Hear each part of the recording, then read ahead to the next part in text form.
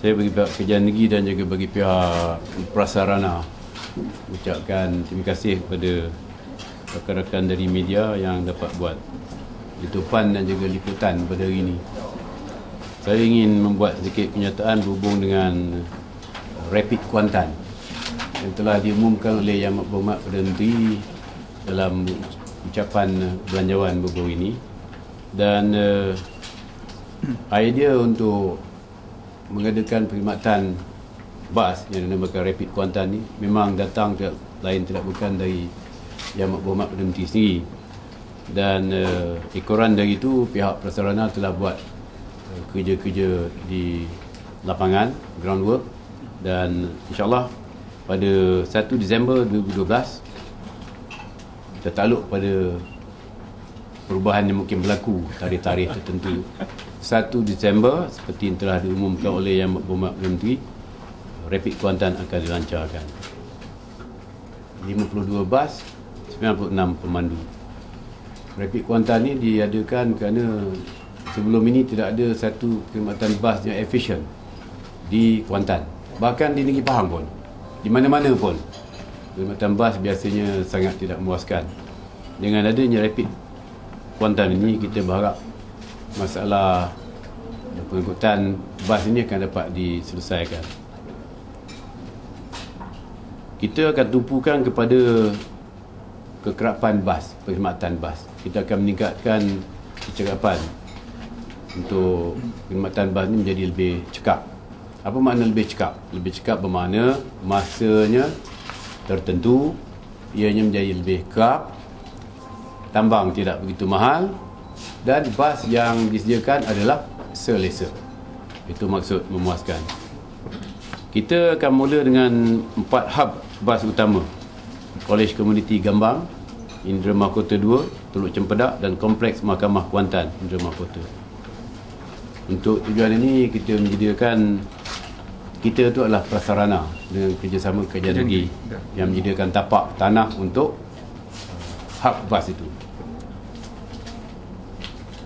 Ada 30 perhentian bas baru dan 145 perhentian bas yang dipulih semula.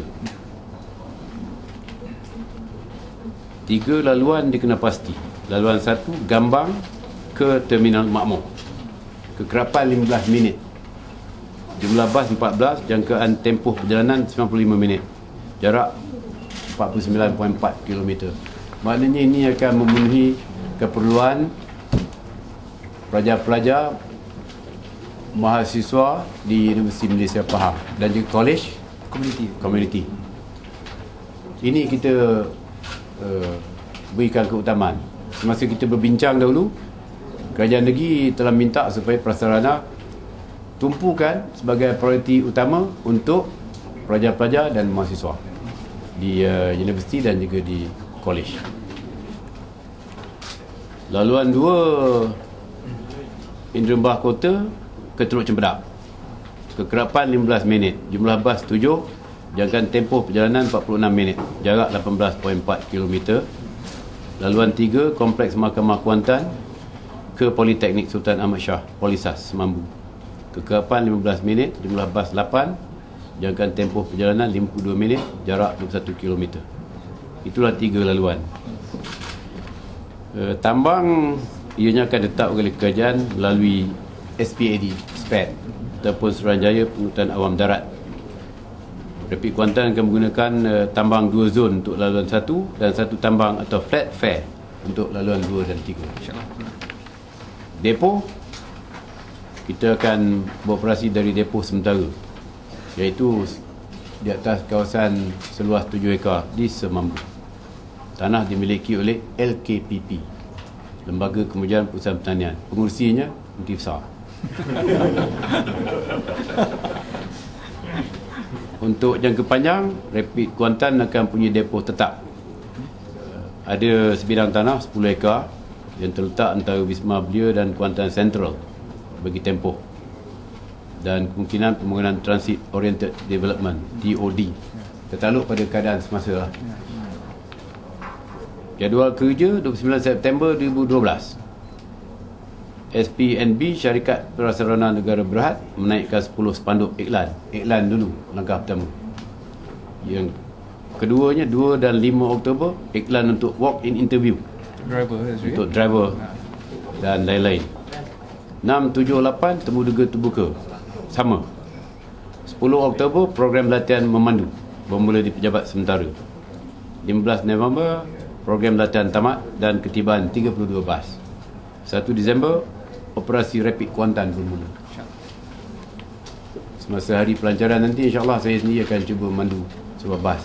Sebab saya punya lesen E penuh dan satu masa pernah memiliki lesen PSV.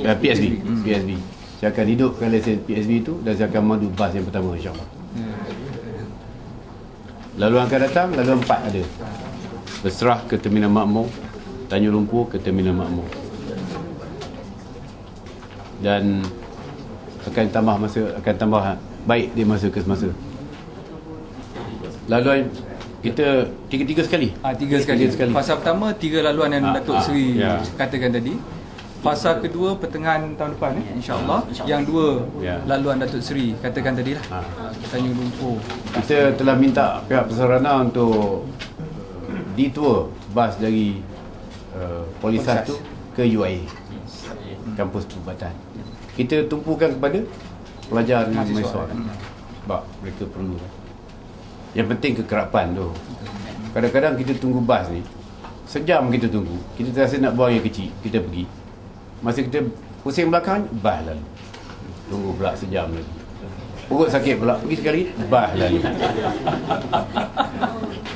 Memang tu pengalaman saya masa tu. Ini 15 minit sampai, 15 minit sampai. Bas ni penuh tak penuh penumpang, jalan. Pesarana very committed. Sebab itu kita ada di sini hari ini bersama Datuk Seri. Orang kata teruja.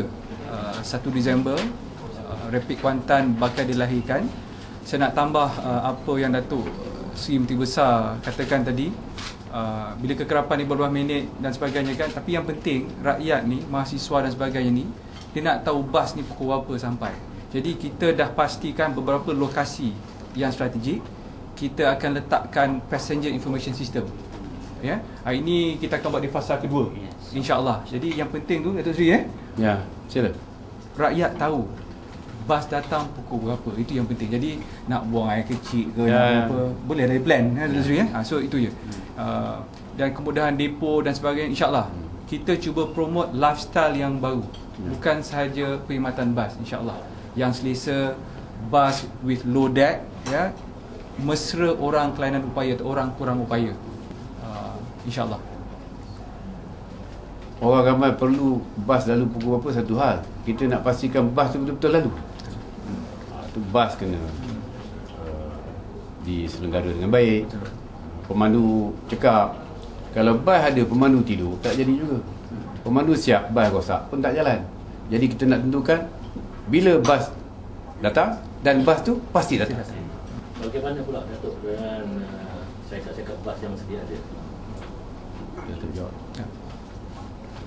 Syarikat-syarikat bas yang sedia ada seperti apa, Seri Jengka, Bihuat, Rahmat Alam dan sebagainya. Saya dimaklumkan syarikat-syarikat bas ni, dia ni cara dia operate is apa, intercity daripada luar dan ke dalam. Apa yang kita cuba fokuskan sekarang ni daripada Kuantan ni ialah servis di dalam bandar Kuantan. Radius lebih kurang 30 hingga 45 km. Ya, itu yang kurangnya kekerapan. Jadi bas-bas yang ada sekarang ni dari luar masuk ke dalam, tapi kekerapannya amat kurang. Kadang-kadang 2-3 jam apa semua. Ya, tapi bukan salah dia orang. Itu kita kena, bukan salah dia orang. Cuma kekerapan ni, itu cara dia beroperasi. Jadi apa yang kita cuba lakukan bersama kerajaan negeri, kita nak complement supaya pengangkutan awam di Bandar Kuantan khususnya menjadi lebih baik, terutama sekali kepada mahasiswa dan juga golongan yang berpendapatan rendah. Kalau kita ambil contoh syarikat bas Jengka tu, dari Jengka ke Kuantan, Bihuat tu Kuantan Pekan, yang dalam bandar ni. Jadi bas ni pun akan masuk dalam kawasan perumahan. Rapid Kuantan ni, ya. Banyaklah Taman Tas, kita dah turun ke lapangan, dah tengok dah. Nak masuk semua taman tak ada upaya lah, macam kan? Datuk Seri Menteri Besar kata tadi, kita pergi ke kawasan yang memang ada orang. supaya mahasiswa ada orang ramai boleh naik. Itu matlamat utama kita. Jadi servis ini kalau pembayaran dia ada offer dari yang kad mereka dapat. Mahasiswa. InsyaAllah belum lagi kan, tak masuk lagi ya, tapi kita akan consider, kita tengok ya. Kita akan insyaAllah. Okey, lagi. Datuk Seri, sejak Yang Amat Berhormat Perdana Menteri mengumumkan, apa respon penduduk Kuantan terhadap? Kata-kata mereka memang bergembira. Sebab setakat ini kalau mereka ingin bergerak dalam bandar dari satu tempat ke tempat, mereka akan menggunakan transport alternatif. Kita tak sebut apalah, taksi sebagainya. Selama ini kita cuba adakan, tapi perusahaan bas pengangkutan ni sebenarnya bukan satu perusahaan yang menguntungkan. Itu sebab bila kerajaan sendiri melalui SPED ambil alih peranan, maka kita mengalu-alukan. Yang saya tahu, syarikat bas yang hidup dari dulu sampai sekarang di daerah saya je, syarikat Pahang South Union Omnibus Company Limited. Difahamkan syarikat itu berjaya kerana dari pengurusnya sampai pemandunya, keraninya, konduktornya, sampai kepada mekanik, technician, tukang sapu, semua ada saham dalam syarikat berkenaan. Jadi masalah ketidakcekapan, ketirisan itu tak timbul. Sekarang ni kita ada spek kerajaan sendiri yang ambil alih. Ini kita berharap rakyat guna kelas penuhnya. Kalau bas banyak, penumpang tak ada, tak boleh juga.